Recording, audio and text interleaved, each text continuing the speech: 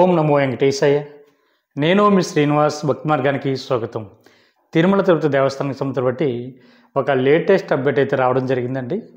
మనకి ఏప్రిల్ నెలకు సంబంధించి బట్టి స్వామివారిక ఆర్జిత సేవ టికెట్లని రేపు అంటే జనవరి 21వ తారీఖున ఉదయం 10 గంటలకి టీటీడీకి సంబంధించి బట్టి అఫీషియల్ వెబ్సైట్ ఏదైతే ఉందో టీటీ దేవస్థానం .ap.gov.in వెబ్సైట్లోకి విడుదల చేయడం జరుగుతుందండి. ఈ ఆర్జిత సేవలు అంటే ప్రధానంగా మనకి 4 రకాల కేటగిరీలు ఉంటాయి. అందులో 1 కళ్యాణం, 2 ఉంజిలి సేవ, 3 సహస్ర దీపాలంకరణ, 4 ఆర్జిత బ్రహ్మోత్సవం. వీటిలో మనం సాధారణంగా 500 రూపాయల దర్శన టికెట్గా కూడా పిలుస్తూ ఉంటాం. చాలామంది శ్రీవారి భక్తులు అడుగుతున్నారు, సార్ కళ్యాణం టికెట్ అంటే ఏ విధంగా బుక్ చేసుకోవాలి, కళ్యాణం టికెట్లో ఎంతమంది వెళ్ళొచ్చు, అదేవిధంగా మాకు కూడా పిల్లలు ఉన్నారండి, పిల్లలను కూడా ఈ కళ్యాణానికి తీసుకెళ్ళడానికి అవకాశం ఉంటుందా, కళ్యాణం అన్నది తిరుమల కొండపైన ఎక్కడ జరుగుతుంది అని ఇటువంటి డౌట్స్ అన్నీ కూడా అడుగుతున్నారండి. ఈ వీడియోలో నేను మీకు చెప్పేటువంటి ప్రయత్నం చేస్తాను. మనకి ఈ ఆర్జిత సేవలు ప్రధానంగా ఈ 4 రకాల కేటగిరీలు ఏ అవుతున్నాయో మనకి కళ్యాణం టికెట్ అంటే 1000 రూపాయలు ఉంటుందండి. భార్యాభర్తలు ఇద్దరు మాత్రమే పాల్గొనాలి. మిగిలినటువంటి ఉంజిలి సేవ కానీ, సహస్ర దీపాలంకరణ కానీ, ఆర్జిత బ్రహ్మోత్సవం కానీ ఇవి 500 రూపాయల చొప్పున ఉంటుంది కాబట్టి అంటే ఈచ్ పర్సన్కి అండి.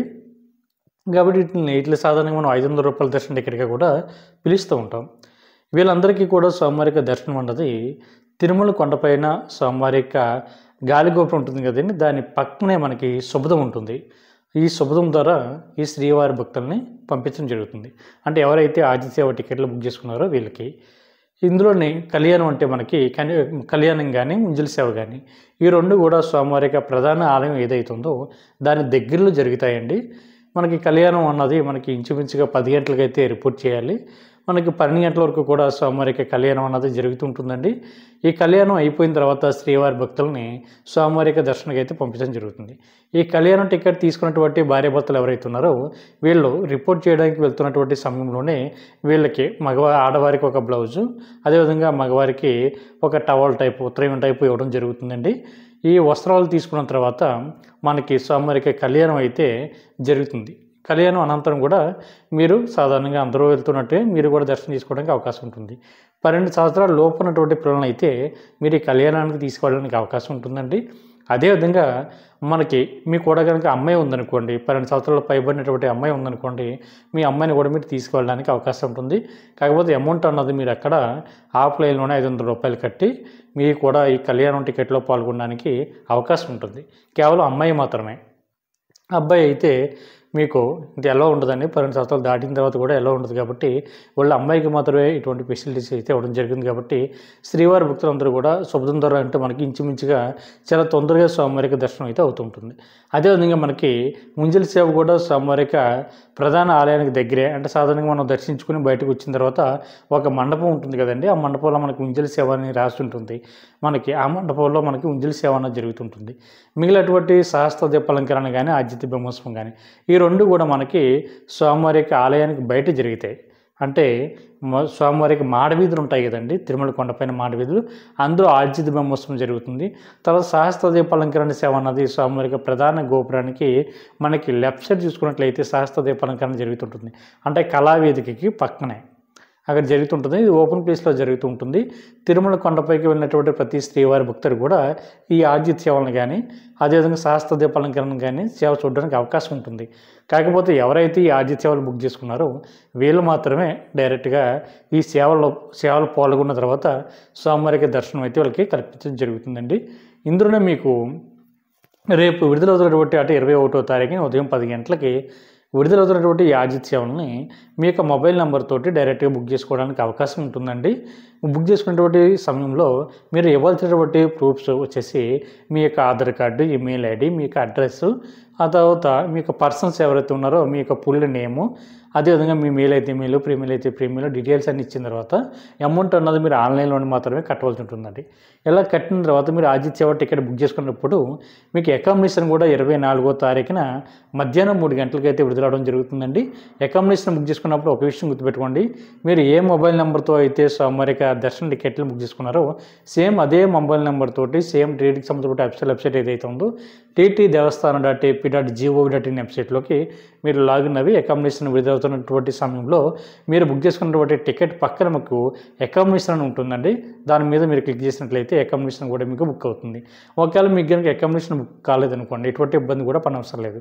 నేరుగా తిరుమల కొండపైకి వెళ్ళిన తర్వాత అక్కడ సిఆర్ఓ ఆఫీస్ దగ్గర ఆఫ్లైన్లో స్వామివారికి అకామిడేషన్ అయితే ఇవ్వడం జరుగుతుంది. అక్కడ మనకి 50 రూపాయల రూము, 100 రూపాయల రూము, 1000 రూపాయల వరకు కూడా ఆఫ్లైన్లో అందుబాటులో ఉంటుంది.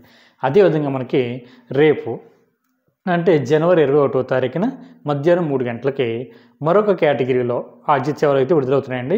వీటిలో వర్చువల్ సేవా టికెట్లు అంటారు, అదేవిధంగా ఆన్లైన్ సేవా టికెట్లు అని కూడా అంటారు. ఈ పేరులోనే ఆన్లైన్ ఉంది కాబట్టి మనకి ఈ వర్చువల్ సేవలో మనకి సేమ్ ఇందాక చెప్పినటువంటి ఈ 4 రకాల సేవలు అందుబాటులో ఉంటాయండి. అందులో కూడా మనకి కళ్యాణం కానీ, ఉంజిల్ సేవ కానీ, సహస్ర దీపాలం కానీ, ఆర్జిత బ్రహ్మోత్సవం ఉంటాయి. టికెట్ కాస్ట్లు కూడా ఇంచుమించుగా సేమ్ అయ్యే కాస్ట్లు అండి. మనకి కళ్యాణం టికెట్ వచ్చేసి భార్యాభర్తలు ఇద్దరికి కలిపి 1000 రూపాయలు. అదేవిధంగా ఉంజిల్ సేవ, సహస్ర దీపాలంకరణ, ఆర్జిత బ్రహ్మోత్సవం వచ్చేసి మనకి 500 రూపాయలు చొప్పున ఉంటుందండి. ఇది కూడా టీటీకి సంబంధించిన అఫీషియల్ వెబ్సైట్ ఏదైతుందో ttdevastanam.ap.gov.in వెబ్సైట్లోకి సేమ్ మీ యొక్క మొబైల్ నెంబర్ తోటి లాగిన్ అవి బుక్ చేసుకోవచ్చు. మ్యాక్సిమం ఎంతవరకు వెళ్ళడానికి అవకాశం ఉంటుందండి. తర్వాత బుక్ చేసుకున్న తర్వాత వర్చువల్ సేవ అంటే ఏమిటని మిత్రులందరూ కూడా అడుగుతున్నారండి. వర్చువల్ సేవ అంటే మనకి సింపుల్గా చెప్పాలంటే తిరుమల కొండపై జరుగుతున్నటువంటి సేవలు ఏవైతే ఉన్నాయో నేను చెప్పినటువంటి 4 రకాల సేవలు మీ ఇంటి దగ్గర కూర్చొని అంటే టీవీల్లో కానీ, యూట్యూబ్లో కానీ, లేదా వివిధ ప్రసార మాధ్యమాల్లో కానీ తిరుమల కొండపై జరుగుతున్నటువంటి ఈ ఆర్జిత సేవలు చూసిన తర్వాత మిమ్మల్ని అయితే డైరెక్ట్గా స్వామివారి యొక్క దర్శనానికి అయితే పంపించడం జరుగుతుందండి. ముందు చెప్పినటువంటి ఆర్జిత సేవలు అయితే మనం డైరెక్ట్గా బుక్ చేసుకోవచ్చు. బుక్ చేసుకున్న తర్వాత తిరుమల కొండపై జరుగుతున్నటువంటి ఆర్జిత సేవలో పాల్గొన్న తర్వాత స్వామివారి యొక్క దర్శనానికి అయితే పంపించడం జరుగుతుంది. కానీ ఈ వర్చువల్ సేవలు అన్నది మీరు కింద ఇంటి దగ్గర మనం చూసిన తర్వాత డైరెక్ట్గా దర్శనానికి మాత్రమే వెళ్తామండి. అందుకని ఇట్లా వర్చువల్ సేవ అదేవిధంగా ఆన్లైన్ సేవ అని కూడా పిలుస్తారు. ఇందులో కూడా మనకి ఒక విషయం గుర్తుపెట్టుకోండి. ఎందుకంటే వర్చువల్ సేవ టికెట్ బుక్ చేసుకున్నప్పుడు మీరు ఏ రోజున దర్శనానికి వెళ్తున్నారు అన్నది చాలా ఇంపార్టెంట్ అండి ఇక్కడ. ఎందుకంటే చాలామందికి వర్చువల్ సేవ టికెట్ అన్నది మనకి ఇంచుమించుగా ఒక 10 నిమిషాల్లో కంప్లీట్ అయిపోతాయి, దర్శనాలు కంప్లీట్ అయిపోతాయి. కాకపోతే వర్చువల్ సేవలో డేట్లు అన్నది మనకి చాలా క్లియర్గా కనిపిస్తూ ఉంటాయి. క్యాలెండర్ మీద గ్రీన్ కలర్లో ఇంకా బుక్ చేసుకోవడానికి అందుబాటులో ఉన్నాయన్నట్టుగా కనిపిస్తూ ఉంటుంది. కాకపోతే మీరు చూడవలసింది అది కాదండి. ఎవరైతే వర్చువల్ సేవ టికెట్ బుక్ చేసుకుంటున్నారో దాని కింద మీకు దర్శనం అని ఉంటుందండి. ఆ దర్శనం అన్నది మీకు ఆ మంత్కి మీరు అనుకున్నటువంటి డేట్కి ఉందో లేదో ఒకసారి చెక్ చేసుకోండి. చెక్ చేసుకున్న తర్వాత ఒకవేళ ఉంటే మట్టికి అప్పుడు వర్చువల్ సేవ అన్నది బుక్ చేసుకోండి. అంటే ఉదాహరణకి వర్చువల్ సేవ అంటే ఇందాక చెప్పాను కదండి, మన ఇంటి దగ్గర కూర్చొని తిరుమల కొండపై జరుగుతున్నటువంటి సేవలు చూడడానికి ఒక రోజు సమయం పడుతుంది కాబట్టి చూసిన తర్వాత రోజు నుంచి మనకు దర్శనం అన్నది ఇవ్వడం జరుగుతుంది. అంటే ఉదాహరణకి నేను 12వ తారీఖున తిరుమల కొండపైన శ్రీవారి యొక్క ఈ వర్చువల్ సేవ టికెట్ని బుక్ చేసుకుని స్వామివారి యొక్క దర్శనానికి అదే రోజున 12వ తారీఖున వెళ్ళాలి అనుకుంటున్నాను. అంటే దర్శనానికి 12వ తారీఖున వెళ్ళాలి అనుకుంటున్నాను. కాకపోతే నేను టికెట్ ఎప్పుడు బుక్ చేసుకోవాలి? 11వ తారీఖు డేట్ బుక్ చేసుకోవాలి. 11వ తారీఖు డేట్ బుక్ చేసుకుంటే నాకు దర్శనం అన్నది 12వ తారీఖు నుంచి 1 ఇయర్ వరకు ఎప్పుడన్నా నేను వెళ్ళి దర్శించుకోవడానికి అవకాశం ఉంటుంది.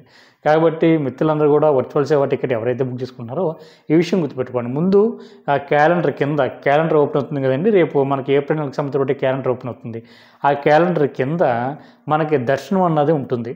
దాని మీద క్లిక్ చేసినట్లయితే మీకు ఏప్రిల్ నెలకు సంబంధించిన స్వామివారికి దర్శనం అందుబాటులో ఉందా లేదన్నది చెక్ చేసుకుని తర్వాత మీరు వర్చువల్ సేవ అన్నది ఒకరోజు ముందుగా బుక్ చేసుకునేటువంటి ప్రయత్నం చేయండి. ఇది మనకి విడుదలవుతున్నటువంటి కేటగిరీ వచ్చేసి ఏప్రిల్ నెలకు సంబంధించిన స్వామివారికి ఆర్జిత సేవలు కాబట్టి ప్రతి ఒక్కరు కూడా ముందుగానే ఆన్లైన్లో బుక్ చేసుకునేటువంటి ప్రయత్నం చేయండి. చేసుకున్న తర్వాత చాలామంది శ్రీవారి భక్తులు అడుగుతున్నారండి, ఇలాగ వర్చువల్ సేవ టికెట్ బుక్ చేసుకున్నటువంటి శ్రీవారి భక్తులు ఎవరైతే ఉన్నారో వీళ్ళకి మనకి లడ్డు కౌంటర్ దగ్గరికి వెళ్ళిన తర్వాత 32, 34 కౌంటర్ దగ్గర వీళ్ళకి అదేవిధంగా వస్త్రాలు అదేవిధంగా స్వామివారికి ప్రసాదం కూడా 2 ఇవ్వడం జరుగుతుంది. కాబట్టి మిత్రులందరూ కూడా ఈ విషయాన్ని గుర్తుపెట్టుకోండి. అదేవిధంగా మనకి 23వ తారీఖున స్వామివారికి అంగప్రక్షణ టికెట్లు కూడా విడుదలవుతున్నాయండి. అవి కూడా మనకు ఫ్రీ అండి. ఆడవారిని సెపరేట్గా మగవారిని సెపరేట్గా అంగప్రక్షణ చేయించిన తర్వాత స్వామివారి యొక్క దర్శనానికి అయితే పంపించడం జరుగుతుంది. ఇందులో మనకి ఆర్జిత సేవ టికెట్లు ఏ విధంగా బుక్ చేసుకోవాలి అన్నది నేను వీడియో కింద డిస్క్రిప్షన్లో ఇవ్వడం జరుగుతుందండి. ఒకసారి మీరు ఆ లింక్ పైన మీరు క్లిక్ చేసినట్లయితే మీకు వర్చువల్ సేవ టికెట్ ఏ విధంగా బుక్ చేసుకోవాలి, కళ్యాణ టికెట్ ఏ విధంగా బుక్ చేసుకోవాలి అన్నది చాలా క్లియర్గా నేను డెమోతో సహా మీకు ఆల్రెడీ ముందుగా అప్లోడ్ చేయడం జరిగింది. కాబట్టి ఒకసారి చెక్ చేసినట్లయితే మీరు చాలా ఈజీగా ఈ యొక్క టికెట్లు అయితే బుక్ చేసుకోవడానికి అవకాశం ఉంటుంది. కాబట్టి ప్రతి ఒక్కరు కూడా ఈ అవకాశాన్ని వినియోగించుకోండి. ఈ వీడియో మీకు నచ్చినట్లయితే లైక్ చేయండి, షేర్ చేయండి.